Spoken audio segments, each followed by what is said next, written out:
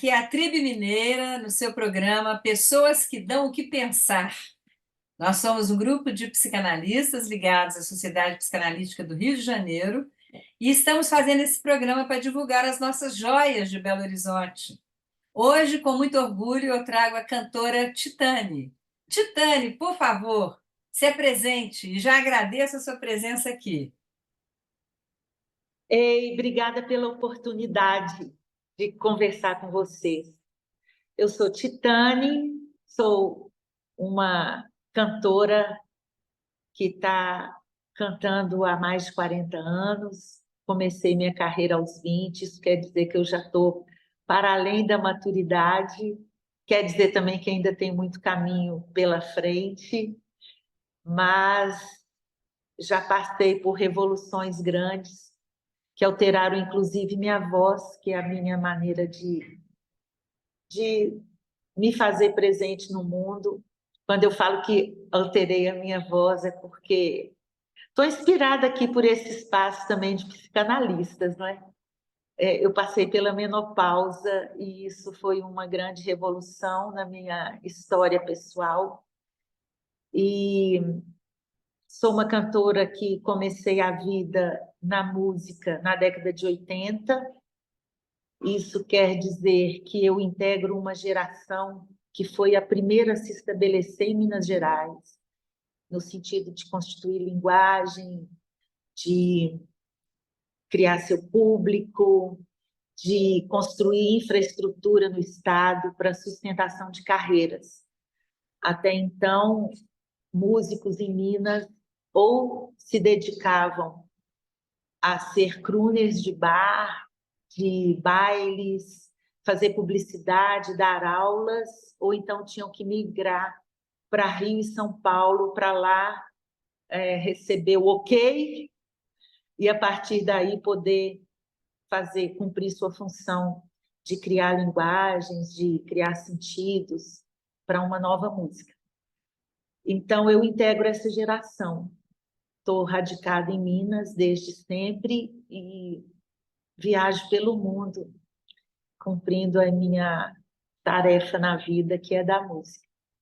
Você sabe A que a minha... gente fica muito grata, né, Titane? Nós, pessoas de Belo Horizonte, por você estar aqui, porque dá uma tristeza de ver os nossos músicos fora daqui, né?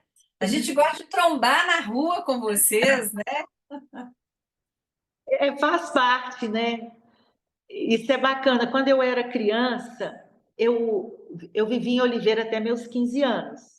Então, minha sensibilidade foi toda formada ali, inclusive a sensibilidade musical, artística, e era muito distante do mundo dos espetáculos, né? Eu cresci vendo a música ser feita na minha frente, assim, nas grandes festas, nas grandes encenações, ali no Reinado do Rosário, Semana Santa, o Carnaval, que era uma loucura total, porque uma cidade muito católica, você imagina o que acontece no Carnaval, ele realmente cumpre a sua função, né?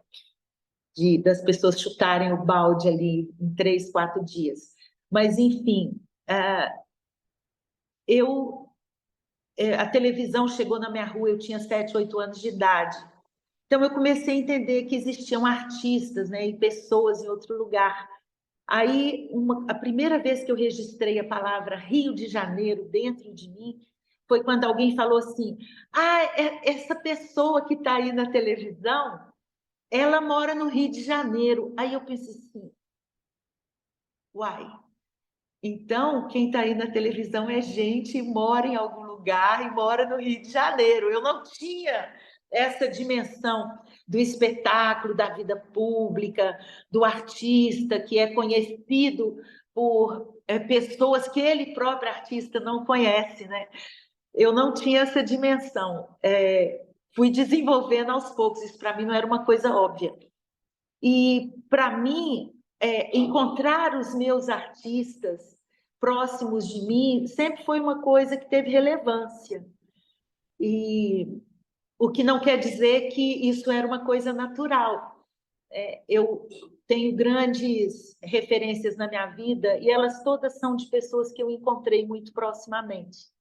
Klaus Viana, músicos como o Arismar do Espírito Santo, músicos como o Neném, nosso baterista.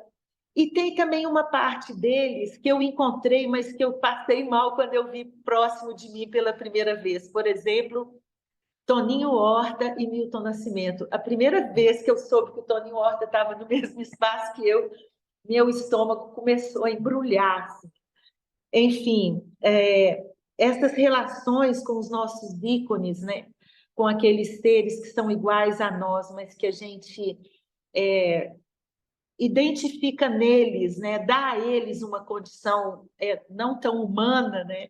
É uma questão sempre presente, eu acho, na nossa vida. A gente está sempre lidando com isso, sempre, de alguma maneira, se espelhando também, né, em semideuses que a gente acha que a gente também é. Né? Mas é muito legal, né, essa coisa da gente saber que o artista é uma pessoa, né? Então, esse depoimento que você acabou de dar é interessante porque a gente público, né, e o artista também é público de alguma forma, lida com o seu ídolo, né, como uma entidade, né, Titânia? Então, você falou, uai, é uma pessoa.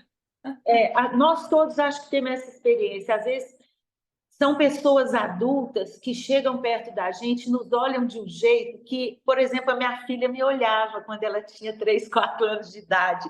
Olha para a gente com um deslumbramento, assim, de que realmente a gente fala, poxa, está olhando, é para mim, e é para mim, né? Está olhando. E que a gente encena, eu, pelo menos, quando estou em cena, é uma experiência muito... Ela transcende. Eu me sinto transfigurada, eu tenho a experiência da transfiguração. E depois que eu passei pelo Klaus Viana, que meu trabalho técnico evoluiu muito, é como se eu tivesse os meus sensores todos abertos. É um trabalho técnico que faz essa nossa dimensão, né? De muitos sensores, muitos sentidos, todos eles muito aguçados, muito vivos, traz uma sensação de plenitude imensa. E é uma sensação de plenitude física, não é uma abstração. Né? Ela é física e ela não nos desliga da nossa consciência.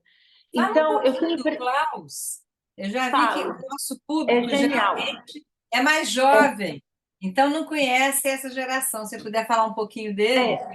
Porque eu acho que a condição técnica que ele nos leva a experimentar, ela nos permite essa plenitude. Eu acho que o público, só para terminar esse raciocínio, o público ele captura também essa sensação de plenitude que a gente tem em cena. É nesses momentos que eu acho que é criada essa conexão. E aí o público vai e nos encontra na rua, né, tomando café, então recupera aquela sensação do espetáculo e é muito bacana recuperar essa sensação também no dia a dia da gente. O Klaus Viana, ele foi um grande bailarino, um grande artista, e enveredou também pelo caminho de pensar o que acontece com a nossa estrutura física no ato do movimento, né? Do movimento em cena. E, claro, é impossível desconectar o que acontece do movimento em cena com o que acontece no nosso dia a dia, porque a cena, na verdade, ela potencializa, né, o que acontece no nosso dia a dia o tempo todo. Então, o Klaus ele investigava o movimento com uma profundidade e uma liberdade muito grande, e ele conseguiu sistematizar e conseguiu conversar e conseguiu criar espaços de estudo, porque às vezes a gente tem essa consciência muito grande, mas a gente não consegue dizer sobre ela, não consegue compartilhar em salas de trabalho, essas técnicas que a gente vai desenvolvendo. E o Klaus fez isso com uma eficiência muito grande. E ele aparece, né, aí na história do movimento, pensando, primeiro, as nossas grandes estruturas ósseas. Né? Ele aborda o corpo humano muito inicialmente pela estrutura do esqueleto, dos ossos, pelos lugares onde esses ossos se articulam. Isso, para mim, foi uma grande descoberta, gente, porque eu nunca dei certo pensando minha musculatura. Eu sempre achei ela muito volúvel. Fica triste, ela torce para um lado, fica feliz, ela torce para o outro. E aquilo ali vai com uma facilidade muito grande. Então, quando eu conheci o Klaus, foi uma grande descoberta, porque eu me senti mais segura, me sentindo uma estrutura óssea mais firme e menos volúvel, né? E isso tem muitas implicações, porque é impossível você pensar a estrutura óssea, por exemplo, sem você pensar em direções ósseas, sem você perceber o sentido espiralado dos ossos, sem você perceber que o seu corpo, o movimento dele é determinado por forças de oposição. E isso é um dos aspectos do trabalho do Klaus, porque ele, na verdade, ele nos levava a compreender que o corpo ele é tão complexo, tão maravilhoso, tão rico, que seja por você pode puxar o fio da meada de vários lugares. Você pode puxar pela estrutura dos ossos, você pode puxar pela sensibilidade da pele, você pode iniciar, por exemplo, pela percepção da fáscia, que é toda aquela membrana que vai unindo partes de diferentes naturezas que o corpo tem. Então, a musculatura, os órgãos, a estrutura óssea, uma fáscia, ela pode revestir seu crânio, mas a mesma fáscia pode passar pelo seu coração. E você pode avançar um pouco mais e dizer que a estrutura você pode abordar psiquicamente também, né? E não através só da estrutura, digamos, física. E todo esse trabalho do Klaus Viana tinha implicações imensas estéticas, porque esse corpo, ele vai, a partir do momento que você acessa ele com toda a sua forma genuína, né, com o que ele tem de mais genuíno, ele vai ter implicações estéticas genuínas. Então, ele vai gerar novos sentidos, novos significados e novas obras, digamos assim, artísticas, com uma genuinidade, de maneira genuína. Então, vocês imaginam que é um desastre no primeiro momento para nós, porque você começa a trabalhar e o que vai se fortalecendo dentro de você é a sua personalidade artística e não a sua capacidade, por exemplo, de se adaptar a segmentos de mercado, por exemplo, musicais já consolidados, né? Então, tem essa implicação estética, tem uma implicação psíquica enorme. Assim, eu me senti nesse período, eu tinha 28, 9 anos, quando eu conheci o Klaus, eu me considero uma artista que existia antes de Klaus Viana e depois de Klaus Viana. Eu já não era tão jovem, então eu já tinha uma percepção de mim mesma bastante, assim, bastante madura, né? Eu já era uma artista, eu já tinha uma voz que eu me identificava com ela e que todos me identificavam através dela, né? E eu achei que encontrando o Klaus eu estava num momento da vida que eu me dispus a virar outra pessoa, saí de Minas, fui para São Paulo, e com o Klaus Viana, pelo contrário, eu fui assim, eu despenquei dentro de mim mesma de uma maneira assim absurda e fiquei completamente abduzida, né, nesse processo. Foi um processo muito profundo. Eu vi meu corpo todo sendo reconstruído. Ele foi primeiro desmembrado, foi jogado perna para um lado, cabeça para o outro, pensamento para o outro.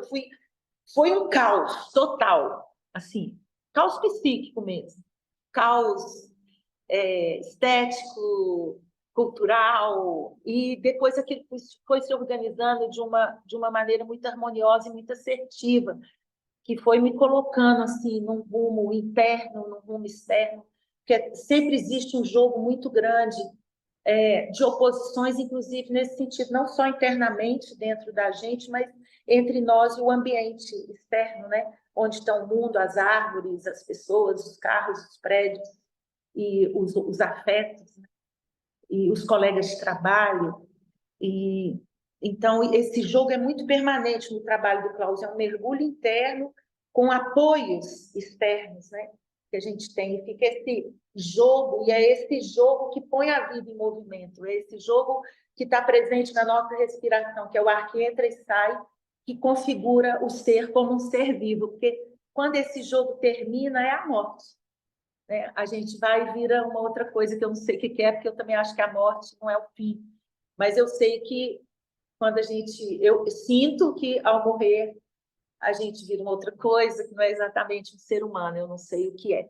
Então, esse é o Klaus Viana, ele é um marco para as artes, ele é um marco na história do artista brasileiro, seja ele da dança, do teatro, da música, nós que passamos por ele, todos vivemos, né, sofremos no sentido de passar por algo, né? Não passar impunemente por algo. Então, Eu não ele é um sabia, marco da minha vida.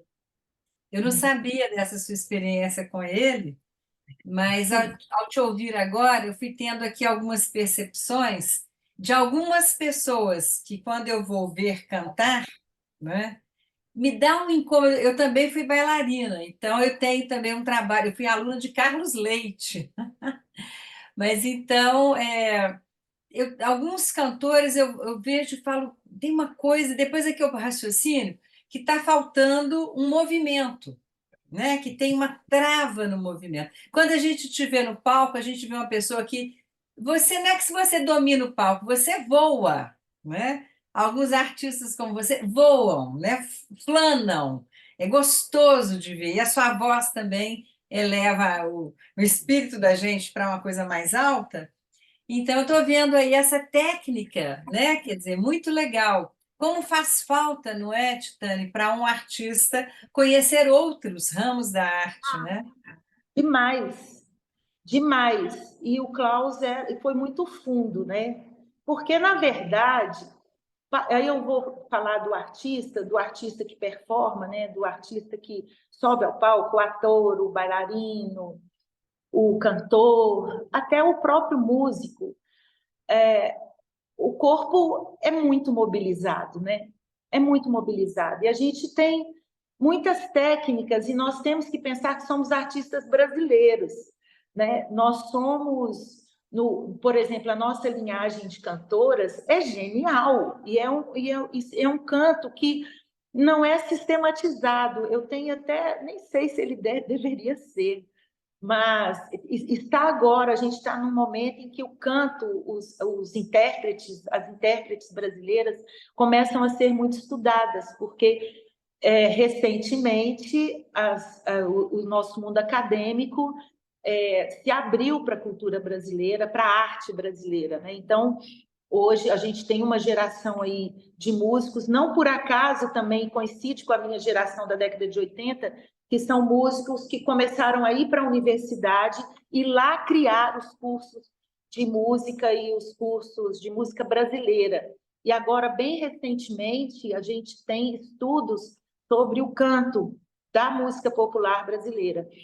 Então, acho que essas trocas vão começar a existir. Elas sempre existiram, mas elas existiam meio que... Não é, eu não sei nem que nome dá, mas a gente aprendia música e aprendia a cantar apenas vendo as pessoas cantarem na nossa frente, né? É uma absorção, assim, que passa por todos os nossos sentidos, né? E agora a gente está começando a separar um pouco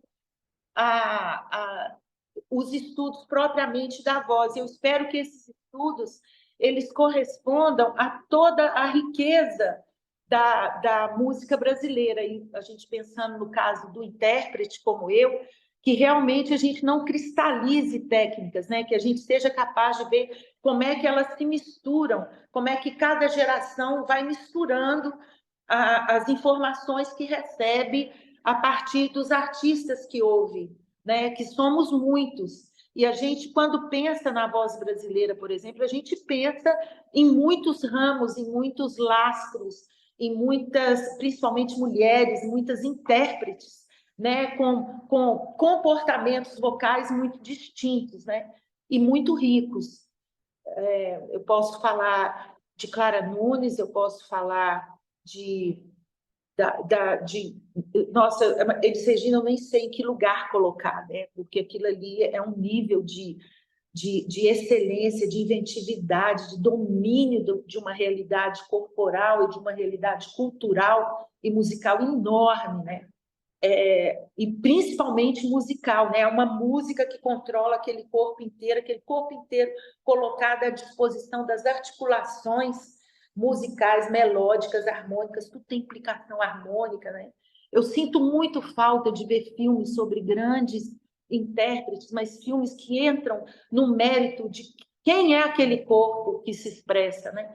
Quem é aquela voz que absorve a música brasileira e refaz aquela música brasileira, né? Infelizmente, a gente tem documentos aí biográficos que ficam ali no dia a dia da fama da pessoa, o que ela faz, o que ela fala, que bar que ela vai, quem que é o produtor que lidou com ela, né? E a gente nunca entra no mérito realmente do quão majestosa e grandiosa era uma figura, por exemplo, como a Elis Regina, né? Então, nós somos, quando você diz que a gente precisa, é bacana um artista lidar com várias linguagens, é porque nós somos a continuação uns dos outros. Isso é uma coisa de grande evidência. Nós damos prosseguimento a algo que algum outro detonou. E essa grande rede, essa grande troca, né? Essa grande fonte permanente de alimento que uns de nós vai legando aos outros, é que vai construindo esse grande patrimônio coletivo, né? Que é a nossa arte, esse grande matrimônio. Eu já estou cansada de usar patrimônio. Toda hora que eu uso ali o pátrio no meio, eu hoje estou automaticamente repensando. Então, é uma coisa muito bonita essa continuidade. É bom a gente se sentir assim, porque a gente se sente menos sozinho, porque o mergulho do artista ele é muito individual. Mas é bacana que quando você vai fundo em você mesmo, você descobre uma grande cultura na sua base, que te recebeu assim, aqui na Terra, né? E essa cultura são legados que são legados coletivos. E aí você também vai identificando uma grande cultura, você vai identificando outros artistas, né? Não assim só fora, mas dentro de você. Você vai percebendo de onde vem uma série de elementos que tem dentro de você e que entram nesse jogo. Porque eu sinto que uma performance, acho até que uma obra de arte no geral, a maneira com que ela se configura dentro do artista, eu só consigo encontrar algo similar nos meus sonhos, quando eu sonho muito pouco, gente. Eu mais preocupo de noite e fica aquelas preocupações do dia a dia ali misturadas, do que eu sonho. Mas eu tenho alguns sonhos que vêm em momentos muito importantes, eles são realmente sonhos. Eles têm milhares, eles têm identidade visual, eles têm sensação de cheiro, eles têm densidades na matéria, assim, e eu vou identificando, aquilo veio daquilo, aquilo vem de onde, e as coisas, os acontecimentos da minha vida, as pessoas, elas estão presentes naquelas formas de algum jeito. Quando a gente vai configurando uma canção, eu sou intérprete, eu não componho. Eu sinto que eu preparo o meu corpo para que o espírito de determinadas canções realmente tome conta dele. E quando eu vou fazendo isso, eu vou sentindo, sabe, que um timbre vem de determinado lugar, um desejo que vem junto que se satisfaz com aquela música, vem de determinado ponto da minha história pessoal, e aquilo ali vai se mudando. É tão boa a sensação, porque aquilo ali vai se conformando, o corpo da gente vai mexendo assim por dentro, e você vai se apoiando ali fora, e aquele som vai saindo, e chega um momento que está tão pleno que parece que eu me desconecto e fico observando aquele corpo que vai produzindo, né, aquele som, aquela voz, vai ocupando espaço. Eu, depois do Clausiano, gente, no período que eu estava muito perto dele, eu via as coisas diferentes. Eu tinha ainda mantém isso de certa forma. Eu estou cantando, às vezes a cor do lugar muda. A minha conclusão é que tem uma temperatura ali naquele lugar diferente, aquilo ali dá uma cor diferente para o lugar, é a cor da temperatura. E tudo isso é detonado por um corpo vivo, que infelizmente a gente perde. É como se a gente perdesse pressupostos que são animais, né? Assim, no sentido do animal mesmo, né? Menos da cultura humana, que organiza tudo demais, né? É isso. Só que isso com a idade vai virando uma coisa muito suave, muito suave. Vou entrar nesse mérito, porque você vai me dizendo se eu paro de falar ou não. Não, não pare, mas eu só queria adentrar o assunto do fazer pensar, não é? Você está dando uma belíssima aula de uma experiência onírica, tátil, né? Muito legal. Mas e aí, você acha que essas coisas também são transmissíveis para a plateia? Que você causa pensamento? E também o seu estilo, né, Tutane? Mas digamos que isso seja a minha forma de pensar. Porque é o seguinte, o pensamento, quando ele está só no lugar lógico, eu sinto que ele não se realiza plenamente como ele poderia. Então, eu posso dizer palavras, a palavra ela tem muitos meandros, muitos significados. E dependendo do lugar no meu corpo onde ela se apoia para sair, ela sai com significados muito distintos. E a melodia, a música, ela é muito esclarecedora em relação a isso, porque dependendo da cor melódica, quando ela se junta com uma palavra, ela pode ter sentidos muito múltiplos e às vezes ela até se confrontam. Eu entendo que o público, quando ele é capturado por alguém que está performando em cena, é justamente você captura pela riqueza da sua comunicação.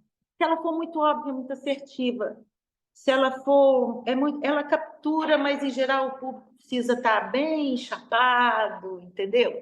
Bem, assim, achando que está no máximo.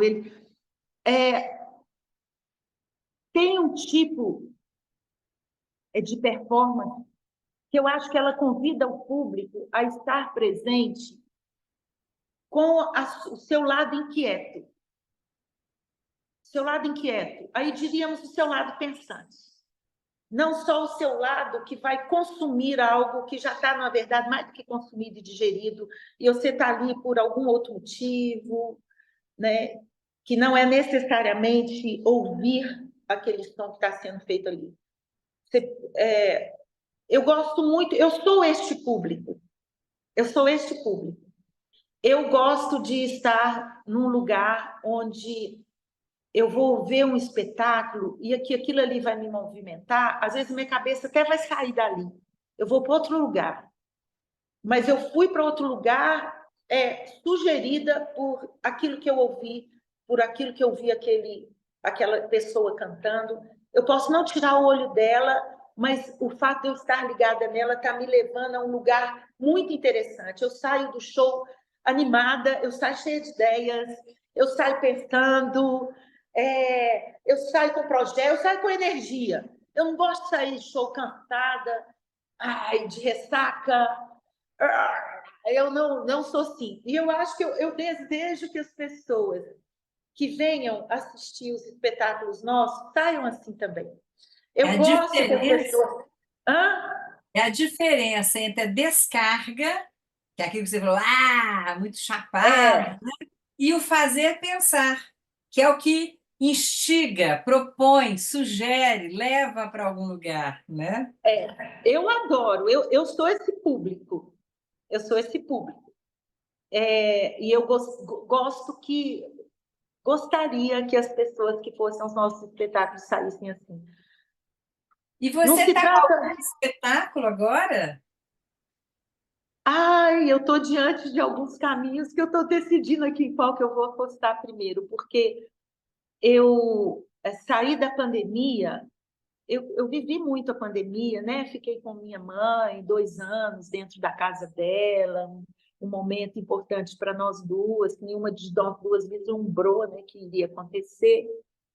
Naquele momento também eu assumi um trabalho que eu fugia dele o tempo todo, que era um trabalho de me afundar na formação artística. Eu aceitei a coordenação da área de música da Escola Livre de Arte, que é uma cachaça, porque é uma escola muito instigante, é um espaço público, é uma escola pública, o que torna ela ainda mais séria, um desafio maior ainda, porque a gente lá tem que ter a consciência de que nós devemos construir um conhecimento coletivo, né, e não individual, individualista.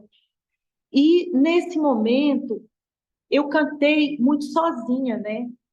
E eu enveredei por um lado de muita improvisação.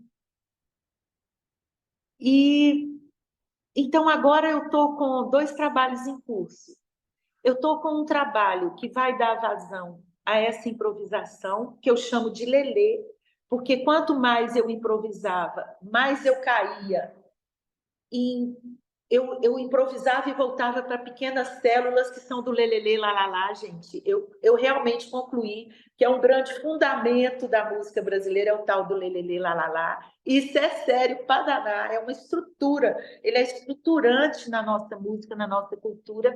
Ele vive no coração de Oliveira, na minha cidade, porque os lelês, o lelelê, lalala, é estruturante no reinado do Rosário também. Eu até tenho conversado sobre isso com uma capitã de reinado. Eu falo para ela, Pedrina, eu vou improvisando, vou por todo lugar do mundo, de repente eu volto a cantar lelê, lalá, e a gente tem pensado sobre isso. Então eu tenho esse trabalho que ele não tem um idioma, né, gente? Ele é, digamos, um idioma não ainda constituído, porque não tem palavras, né? O Tizumba fala que é o titanês, quando ele me ouve, vai a Titã está cantando em titanês. Então, tem esse trabalho, e tem um outro que também eu já comecei a gravar, que eu acho que, em função muito dessa minha vida na Escola Livre de Arte, com coletivos, na Associação Campo das Vertentes também, com os coletivos de lá, eu também tenho, desde 2017, trabalhado muito, e da pandemia para cá, muito, com os coletivos do MST de arte. Eu participei da criação e ainda estou muito ligada à Escola de Arte João das Neves, não por acaso foi batizada com esse nome, Escola de Arte João das Neves, da Reforma Agrária, do MST. Então, eu estou muito ligada em coletivos, e o meu repertório do outro trabalho, ele está sendo um repertório muito contundente, no sentido de realmente agregar outras vozes. Então, é um disco que tem muitas percussões, muitas vozes comigo, todas elas saídas desses coletivos. É o que eu estou fazendo agora. É o que Que eu acho que maravilha, eu vou lançar até o final do ano. que maravilha. Então, não deixe de nos informar, né? E se você puder, manda para a gente alguma coisa que possa ser publicada junto com essa entrevista, né? Para a gente pôr no Eu ar estou aqui. achando que eu até já falei demais, Não, porque nós ainda estamos com os eu nem minutos. tinha falado desses trabalhos ainda, você acredita? É mesmo? É, São os primeiro. avant-première, olha lá, hein? Que ótimo! Agora, Titânia, então a gente não falou é que você tem essa história aí com gado, né? Com as tradições mineiras, de matrizes africanas, né? Você pode falar um pouquinho para nós disso? Bem pouquinho, porque o tempo está acabando. O reinado do Rosário é uma das maravilhas das nossas vidas, é uma grande cultura que percorre todo o estado de Minas Gerais. Tem irmãos também, digamos assim, numa parte de Goiás, no norte de São Paulo, no Espírito Santo. No caso de Minas Gerais, eu considero que a nossa grande cultura diaspórica, né? E a grande cultura do povo de Minas Gerais é a maneira com que todos de ascendência, né, negra, se relacionam aqui com o cosmos, se relacionam entre si e se relacionam com suas memórias, com suas heranças africanas. Eu acho pouco chamar de manifestação popular, sabe? Porque é uma grande cultura, na verdade, e ela ficou muito ali dentro do seu universo de origem, até praticamente a virada do século, ela se dá a conhecer ao restante, né, da sociedade, digamos assim, muito recentemente, até a virada do século. Assim, acho que o que existia dentro de um reinadeiro, de um congadeiro, era muito o instinto de sobrevivência, de defesa da sua cultura, porque ela era muito perseguida. E eu sou de uma cidade que eu vivi lá os meus primeiros anos. A cidade tinha 20 mil habitantes e tinha 15 guardas de reinado de Congado. Hoje ainda são cerca de 15, 17, bem antigas, e que fazem um reinado, uma festa unificada de 9 dias em setembro, e tem também algumas funções no mês de maio, e é uma festa para guardar a memória dos negros que foram escravizados aqui, contar a sua própria história. Então, quando você entra dentro do reinado, a história da cidade de Oliveira que você ouve é completamente diferente. A história da cidade, do Brasil que você ouve é completamente diferente, porque é uma história contada do ponto de vista das famílias, né, dos negros que vieram. Então, é uma festa maravilhosa, uma festa com muitas implicações estéticas, porque lá não se separa a dança de música, de teatro, de religião, de medicina, né? Um grande capitão, ele faz tudo isso, é uma grande autoridade da festa. Ele toca, ele canta, ele dança, ele escolhe as palavras para serem ditas ou cantadas naquele momento, ele entende de raízes, né? Ele cuida espiritualmente de todas as pessoas.